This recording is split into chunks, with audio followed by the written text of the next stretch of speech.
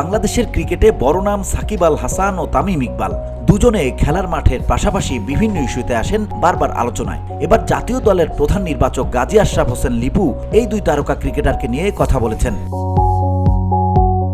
সম্প্রতি বোলিং নিষেধাজ্ঞায় পড়েছেন সাকিব। সামনে চ্যাম্পিয়ন্স ট্রফি, তার আগে সাকিবের উপর নেমে আসা এমন নিষেধাজ্ঞা অনেক বড় ধাক্কা। বৈশ্বিক এই টুর্নামেন্টে সাকিব খেলতে পারবেন কিনা এই বিষয়ে লিপু বলেছেন, কিছু প্রশ্নের উত্তর সরাসরি আমার কাছে নেই। সাকিব আল হাসানের বিষয়ে আপনারাই অবহিত আছেন। এই মুহূর্তে আমি সরাসরি পরিষ্কার করে কিছু বলতে পারবো না। তার দলে অন্তর্ভুক্তির ব্যাপারটা।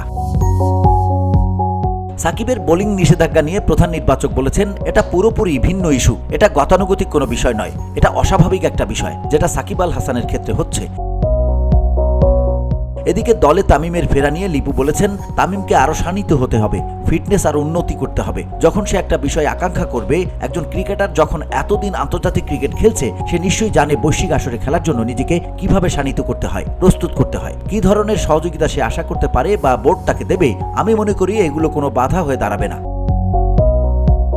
তামিমের দলে ফেরা কঠিন এমন ইঙ্গিত দিলেন লিপু। তামিম খেলা শুরু করেছেন, এটা খুব আশার একটা আলো। আমার বিশ্বাস খুব দ্রুত আমরা এটা অবহিত হতে পারবো যে চ্যাম্পিয়ন্স ট্রফির জন্য তিনি এভেইলেবল থাকবেন কিনা। যদি থাকেন তাহলে তো দারুণ।